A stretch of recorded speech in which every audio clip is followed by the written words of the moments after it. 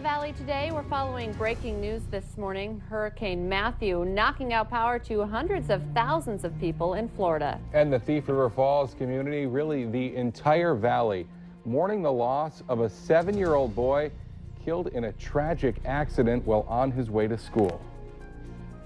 And this morning we are looking at clear skies in the southern valley, but there may be some snowflakes up north, and it's chilly out there. All of your forecasts coming up. Live from Fargo and serving you on TV, online, and on the go. This is the Valley Today on Fargo CW. Hi, everyone. Thanks for waking up with us. It's now 7 a.m. I'm Lisa Bedeau here with Kyle Bosch. We're following breaking news for you this morning as Hurricane Matthew slams into Florida. We're taking a live look this morning. As you can see, winds are picking up and waves are churning, but it doesn't look too terrible, I guess, right now. If we are looking at Fort Lauderdale, you can see the winds picking up, and some of our live shots this morning have been significantly windier and more rain, but things are starting to pick up definitely. The Category 3 hurricane is creating problems with power outages and communities along Florida's Atlantic coast. And of course, people are bracing for the worst. Yeah, Fort Lauderdale and the Miami area, really south of where all of the action is happening this morning. It's more to the north in the Daytona Beach area, Jacksonville, Florida, Cape Canaveral. Forecasters say that Matthew is still putting out maximum sustained winds of 120 miles per hour. It's being called the most powerful hurricane to threaten the Atlantic coast in more than a decade. 2 million people told to evacuate, 300,000 in Florida without power this morning. President Obama already declaring a state of emergency for Florida, Georgia, and South Carolina. Well, we talked about those 120 mile per hour winds. Well, this is what it looks like if you're out in that. Yeah, this is a reporter from our NBC affiliate in Daytona Beach, out in the middle of it all overnight, having a tough time even staying upright during her live report. That is always one of the craziest things when we talk about hurricanes is you see those reporters having to stand out in that stuff. I feel bad. Thank goodness it's not me. That's all I ever think. Reporters enough, and that's right where they like to send the meteorologists. I know, which is why I'm glad we don't have tropical weather here. That's dangerous to be out in that. So hopefully everybody's okay.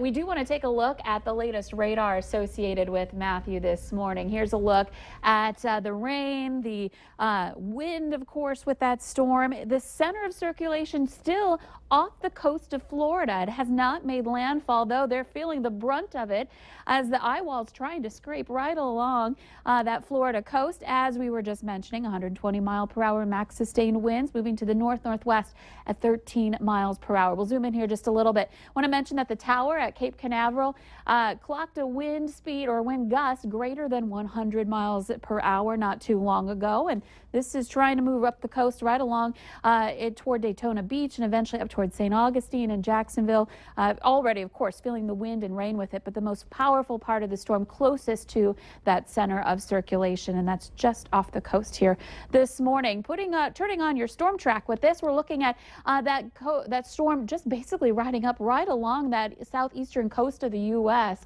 basically tracing a line around it, and then it starts to loop around in this forecast track, and we may end up seeing that happening where it, as a tropical storm, makes a return to the Bahamas and perhaps even back to the southeast coast beyond there by the beginning of next week. So here in the valley, that's Matthew. Here in the valley, this is a very different story for us.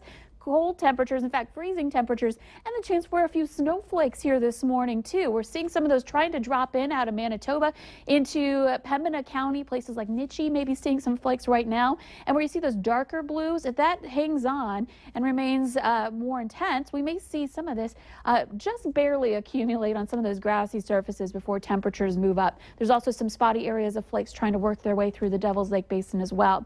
Here's a look at those temperatures.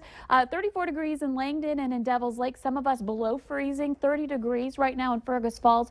Fargo's at 33 and 34 in Grand Forks. That frost advisory, freeze warning, that's in the valley. That's until 10 o'clock this morning. Of course, temperatures are going to rise above that by this afternoon. We'll be into the low to some upper 40s out there. So we recover from the 30s, but there's just not going to be a lot of warmth for us for today. And with that wind, that's going to be on the breezy side too, into the 20s. And right now our wind chills in the 20s. It feels like it's 20 degrees or a little bit more out there. So put on that coat this morning is a good idea, especially if you're going to be outside for any length of time. And soft Kyle did grab his coat this morning. Listen, I got in my car to take my break yesterday morning, and it was freezing.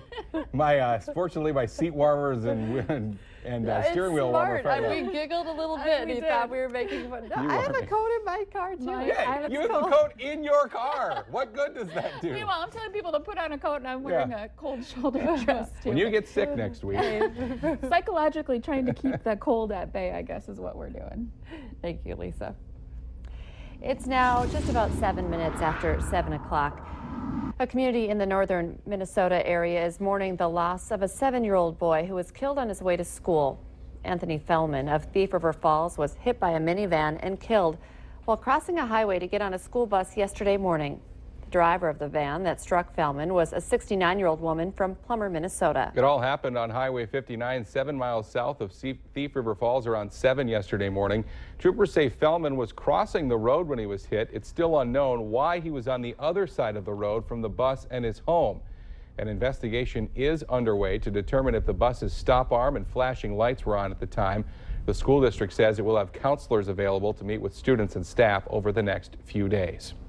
Also developing for you this morning, a story that we first told you about yesterday on the Valley Today.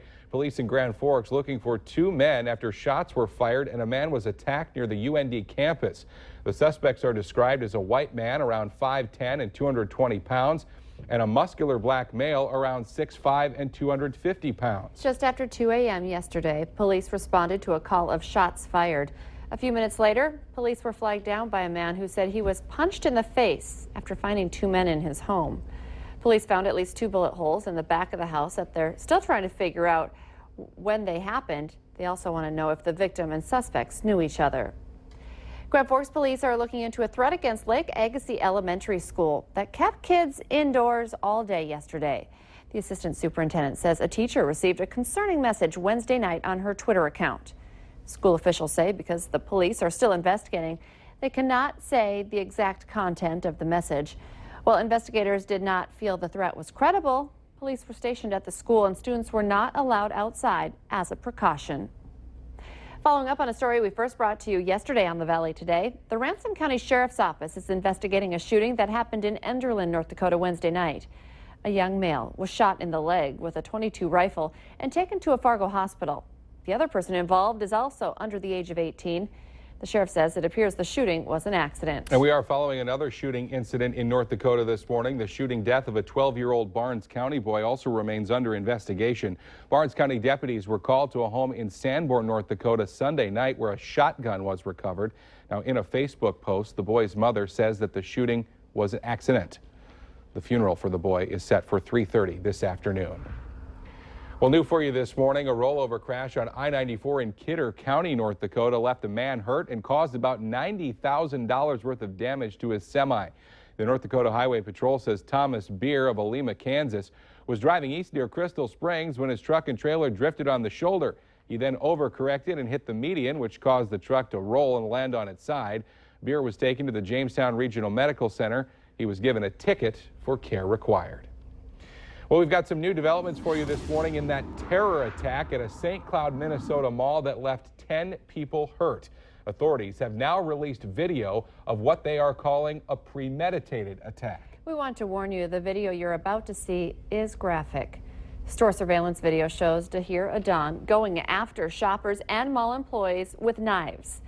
He asked several people whether they were Muslim before he attacked them. Now, according to investigators, Adan, a 20-year-old Somali refugee who once lived in Fargo, was likely inspired by Islamic terror causes and had planned his attack ahead of time. Following up on a story we first brought to you on the Valley Today, the woman who called police for help after driving into a slough in Clay County early yesterday morning is behind bars on charges of driving after cancellation. Sheriff Bill Berquist says 29-year-old Laura Abeldinger of Moorhead called 911 just before 2 a.m. and said she was lost somewhere south of Hitterdal. Deputies finally located her after about an hour of searching. Now, Berquist says that Abeldinger was cold and wet but was not hurt. She initially told deputies her vehicle had been stolen with her in it, but they have not found any evidence that was the case. It's Friday, and that means it's time to take a look at this week's Valley's Most Wanted. Police say Jody Hollenquist is wanted for parole violation after felony counts of assault, disorderly conduct, domestic assault, and fleeing police. You should call your local law enforcement if you have any information on Hollenquist. Fargo Mayor Tim Mahoney says he doesn't want anyone to be faced with the decision of having to evacuate their home ever again.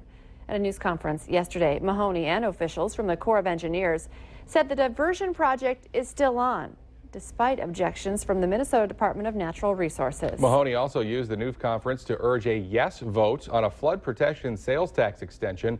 Voters will decide the fate of that in the general election next month. Well, it was quite the scene on 13th Avenue South in Fargo yesterday. A driver plowing into some fresh concrete. Take a look. This is a picture sent to us by a witness. She says the van was coming out of the Olive Garden when it drove past some cones in the road and got stuck in that newly poured slab of concrete. It took about a half hour for a backhoe to pull the van out. Workers spent the afternoon repairing that $4,000 worth of damage. As for the final shift of traffic, crews will be working in the center of the road today, so traffic will have to move to the outside lanes on either side. There will be a single westbound lane and 2 lanes of traffic eastbound. Engineers say they're about a month away from being done. Not great news from America's highways. Traffic deaths are going up for the first time in years. We've got to look at the new effort to change that disturbing trend.